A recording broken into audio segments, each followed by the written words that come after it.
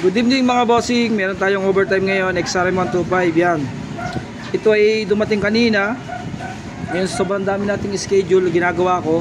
Sinasangad ko na lang siya ng gabi tapos pinaiwanan. Connecting rod problem mga idol. XRM125 andon sa tabi yung kanyang yung motor, bali yung body, naibaba ko na sa body siya.